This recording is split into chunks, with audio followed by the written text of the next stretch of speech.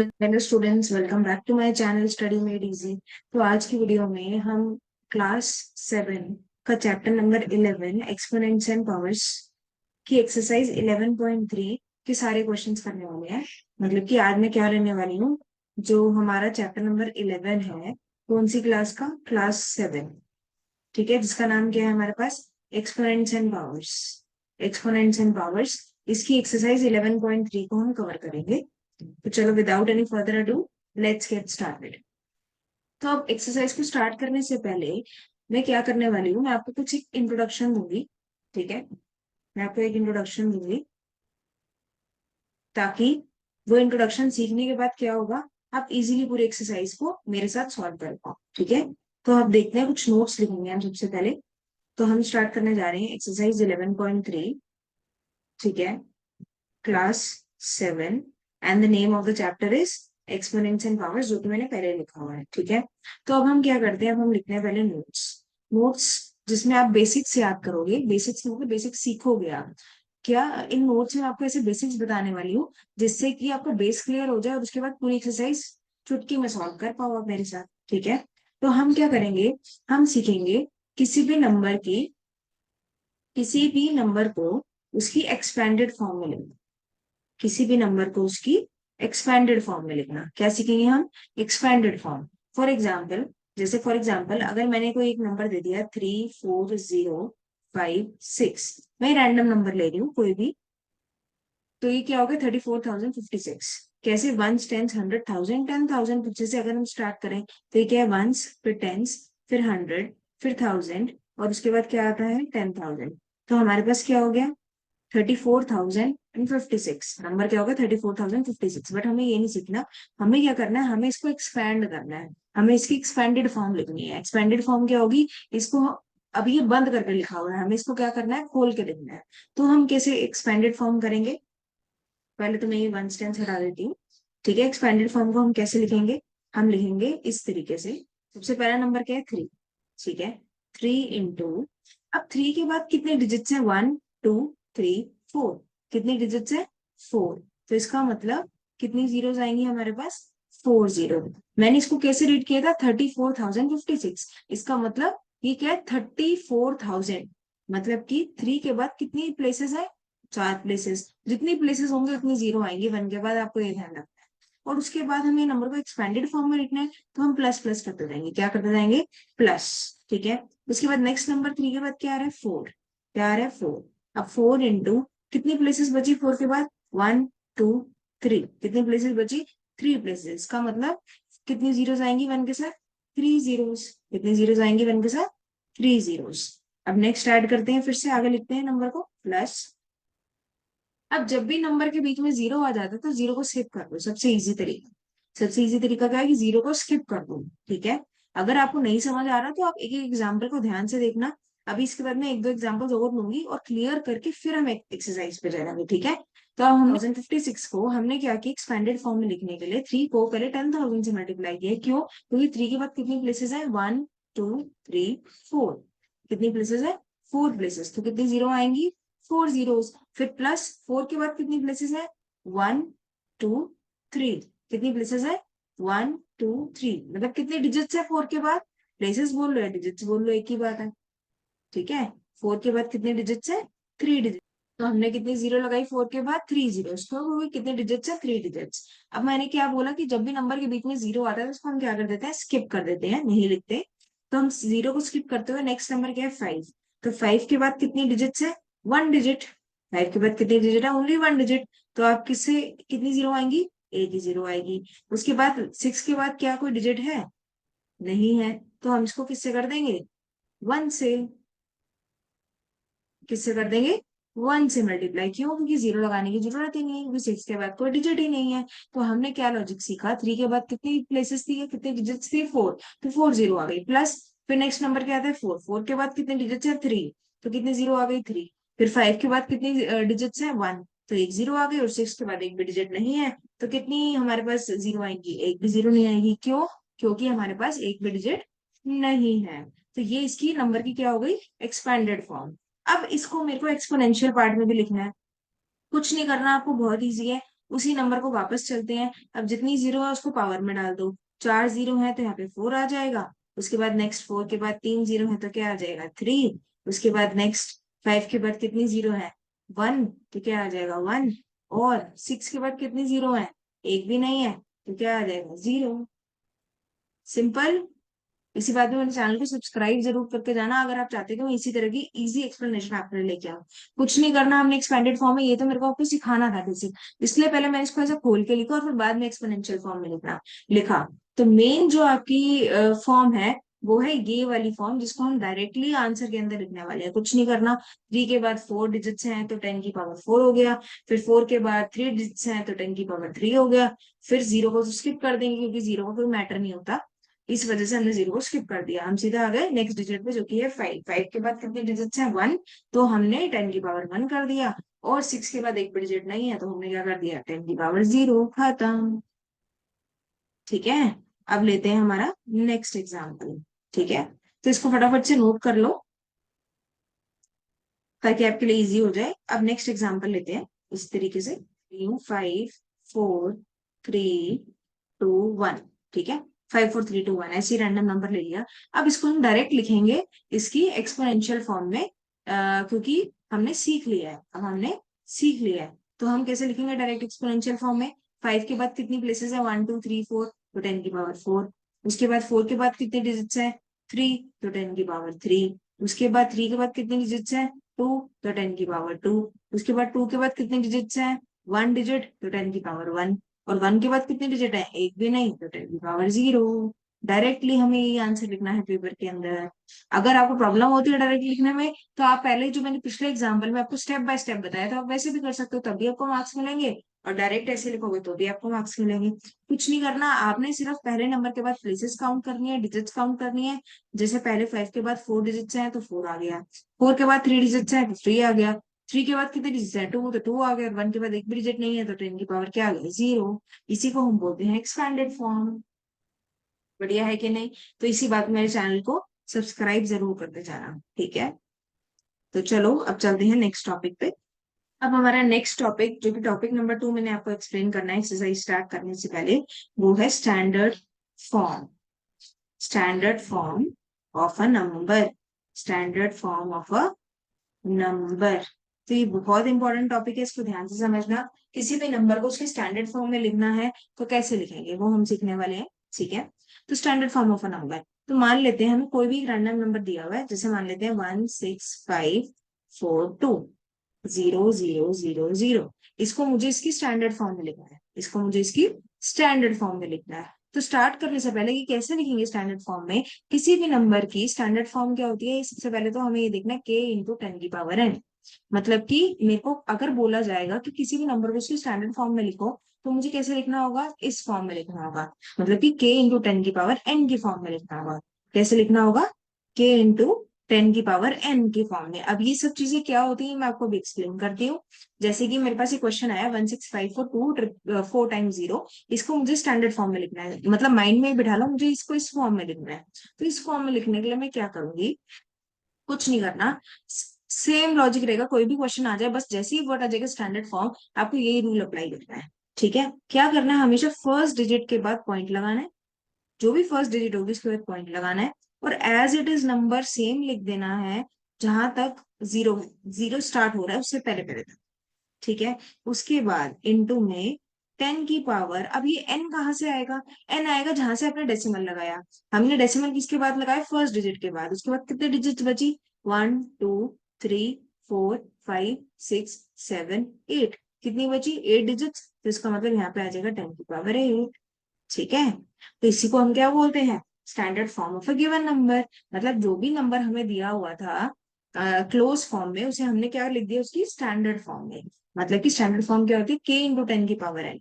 अब इसमें जो ये नंबर है ना, ये क्या है k, और ये जो नंबर है ये है 10⁻n।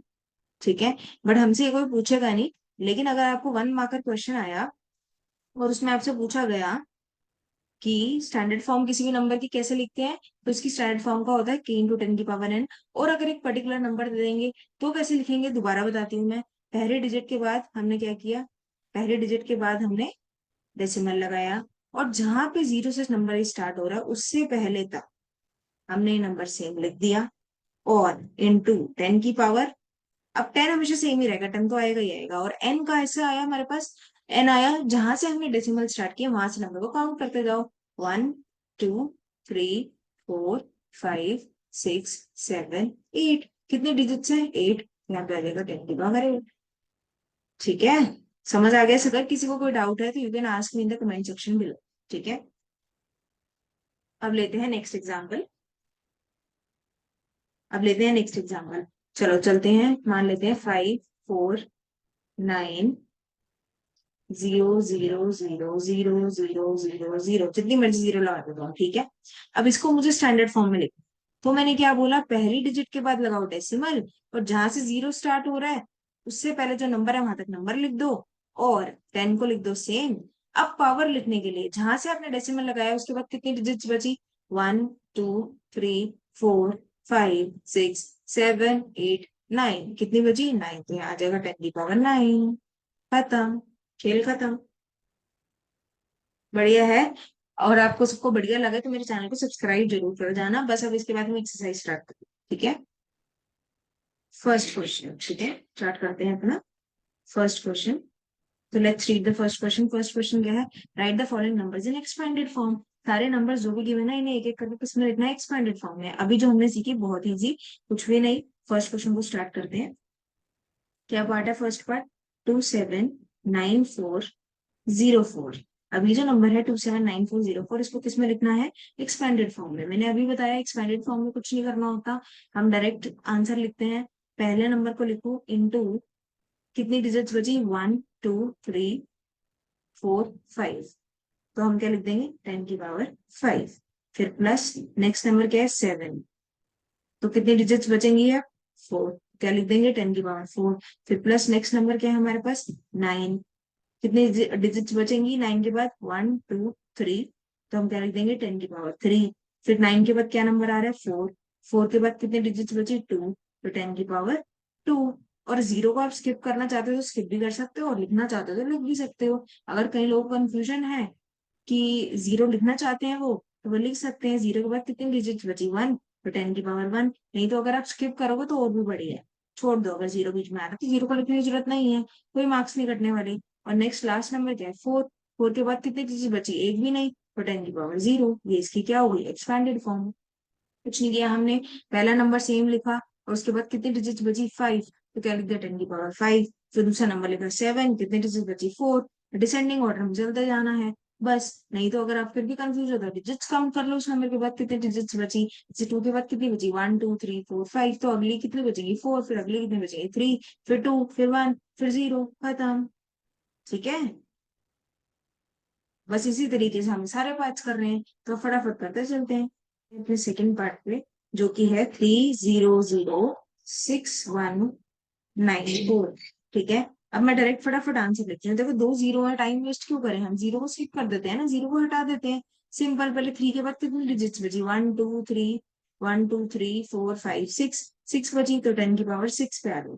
10 की पावर क्या आ जाएगी? 6। क्योंकि 3 के बाद कितने डिजिट्स बची? 6, तो 6 आ जाएगा। इसके बाद जीरो लिखने में टाइम वेस्ट क्यों करें हम, हमारे पास इतना टाइम नहीं है, छोड़ दो जीरो को। सीधा आ जाओ, जीरो को हटा के नेक्स्ट डिजिट क्या? 6। 6 के बाद कितनी बची?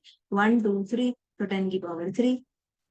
ठीक है, नेक्स्ट आ जाएगा +1। 1 के बाद बचे 2, तो 10 की पावर 2। अब तो डिसेंडिंग ऑर्डर में ही चलना है। 9 के बाद 10 की पावर 1, और फिर 4 के बाद 0, क्योंकि 4 के बाद एक भी डिजिट नहीं है, खत्म।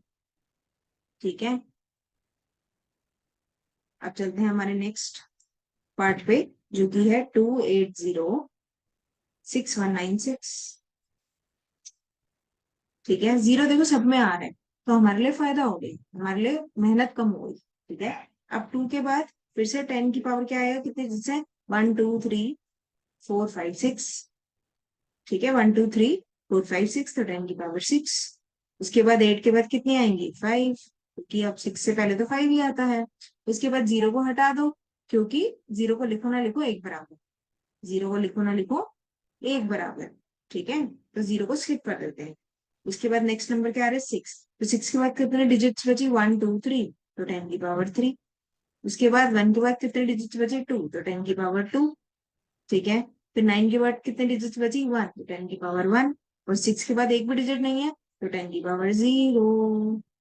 फिनिश। मजा आ रहा है अगर मेरे साथ पढ़ने में, तो चैनल को सब्सक्राइब जरूर करके जाना। और अगर कोई भी प्रॉब्लम आ रही है आपको, किसी भी चीज में नहीं समझ आ रहा कोई पार्ट, तो you can ask me in the comment section below one से। चलते हैं अपने फोर्थ पार्ट पे, जो कि है 120719। ठीक है। इसको एक्सपैंडेड फॉर्म में लिखना है। तो वंस अगेन पहले नंबर 1 है, उसके बाद 10 की पावर कितनी आएगी, 1 2 3 4 5, तो 10 की पावर 5। नेक्स्ट के बाद 2, नेक्स्ट नंबर क्या है 2, तो अब क्या आएगा 10 की पावर 4। जीरो कर देते हैं स्किप, क्योंकि जीरो को लिखो ना लिखो एक बराबर। अब आता है नेक्स्ट नंबर 7। 7 के बाद कितनी डिजिट्स हैं, 2, तो 10 की पावर 2। फिर 1 के बाद कितने डिजिट है, 1, 10 की पावर 1। और 9 के बाद एक भी डिजिट नहीं है, तो 10 की पावर 0। फिनिश। अब चलते हैं अपने लास्ट पार्ट पे, जो कि है 20068। 20068। फिर से 2 जीरो आ गए, हमारा काम हो गया आसान। तो हम क्या करते हैं, 2 × 10 की पावर 1 2 3 4, 4 लिख दिया। उसके बाद जीरो को हटा दो, सीधा आ जाओ नेक्स्ट नंबर पे, जो कि है 6। 6 के बाद कितने डिजिट है, ओनली 1, तो 10 की पावर 1। और फिर 8 के बाद एक भी डिजिट नहीं है, तो 10 की पावर 0। खत्म। ठीक है। तो हमने ये सारा क्वेश्चन 1 कंप्लीट कर लिया है। पांचों के पांचों पार्ट्स हमारे हो गए हैं। इसी बात पे मेरे चैनल को सब्सक्राइब करना बिल्कुल भी मत भूलना। अब ये जो सेकंड क्वेश्चन है ना, find the number from each of the following expanded forms, ये फर्स्ट क्वेश्चन का ऑपोजिट है। ये फर्स्ट क्वेश्चन का क्या है, ऑपोजिट। ऑपोजिट मीन्स उल्टा है।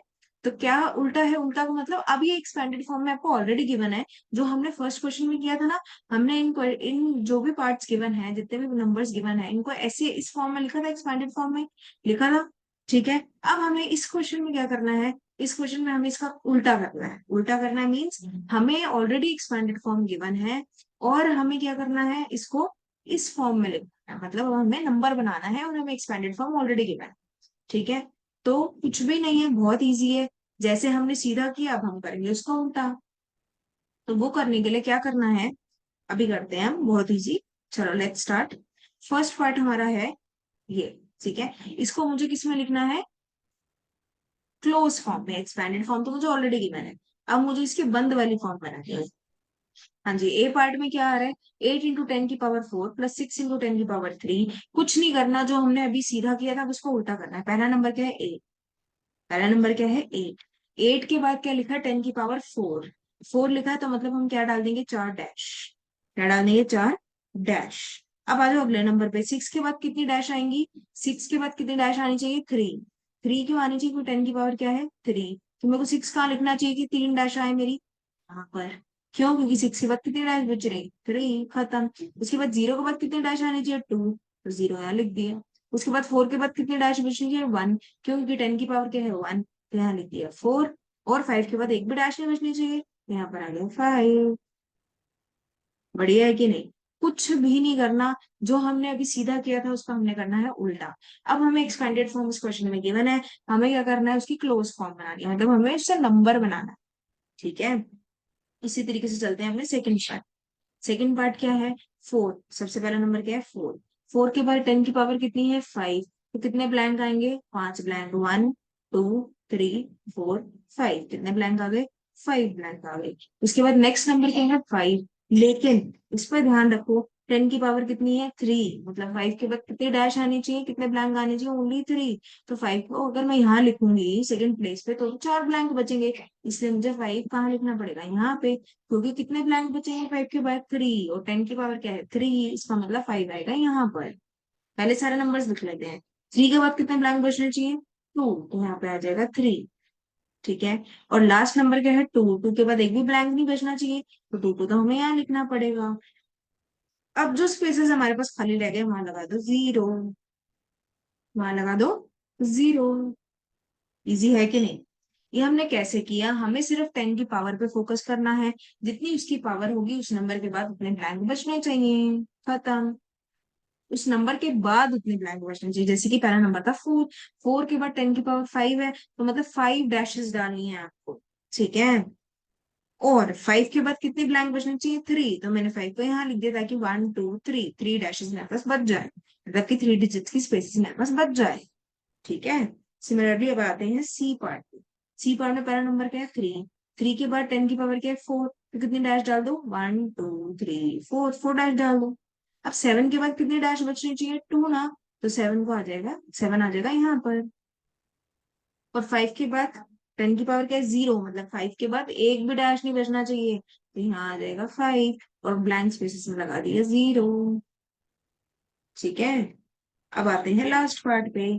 पहला नंबर क्या है 9, 9 के बाद 10 की पावर कितनी है 5, तो कितने ब्लैंक आ जाएंगे 1 2 3 4 5 ब्लैंक। उसके बाद नेक्स्ट नंबर क्या है 2, 2 के बाद कितने ब्लैंक्स आने चाहिए 2 ही आने चाहिए, क्योंकि 10 की पावर 2 है, तो मैं 2 को लिखूंगी यहाँ पर। इसके बाद लास्ट नंबर क्या है 3, 3 के बाद कितने ब्लैंक स्पेसेस बचने चाहिए 1, क्योंकि 10 की पावर क्या है 1, तो हम लिख देंगे 3 को यहाँ पर। और जो स्पेसेस खाली बचे वहां क्या लगा दो 0। ये हम 0 क्यों लगा रहे हैं, क्योंकि मैंने पिछले क्वेश्चन में क्या बोला था 0 की कोई वैल्यू नहीं है, और 0 जब भी क्वेश्चन में आएगा तो उसको आप स्किप कर दो। यही इन्होंने सेकंड क्वेश्चन में किया है हमारे साथ, ताकि हम कंफ्यूज हो जाएं। बीच में ये जो 5 के बाद डायरेक्ट ये 2 पे आ गए, डायरेक्ट ये 1 पर आ गए, या 4 के बाद डायरेक्ट ये 2 पे आ गए, 3 और 4 इन्होंने स्किप कर दिया। क्यों, क्योंकि वहां पे उन स्पेसेस में क्या था 0, इसीलिए। क्योंकि 0 को आप नहीं लिखो, 0 की कोई वैल्यू नहीं है, that is why we can skip it. Okay, तो सेकंड क्वेश्चन आई होप सबको अच्छे से समझ आ गया होगा। ठीक है, तो first and second question we have completed now in today's class, and I hope these questions are clear to you. और इसी के साथ मैं सोच रही हूँ मैं यहीं पे वीडियो को एंड कर दूं, क्योंकि ऑलरेडी वीडियो लंबी हो चुकी है। बाकी के जितने भी क्वेश्चंस रिमेनिंग है हमारे पास, कितने क्वेश्चंस रिमेनिंग है, लेट अस चेक देम।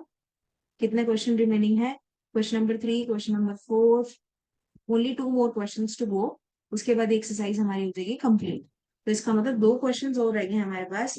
तो नेक्स्ट वीडियो बनाएंगे हम जिसके लिए क्वेश्चन नंबर 3 के अंदर हमारी स्टैंडर्ड फॉर्म है, जो कि मैंने आज आपको सिखाई थी।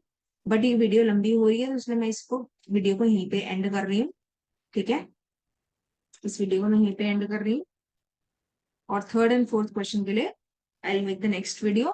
And don't forget to like and subscribe my channel for more such videos. With this, I will end my class for today. Goodbye.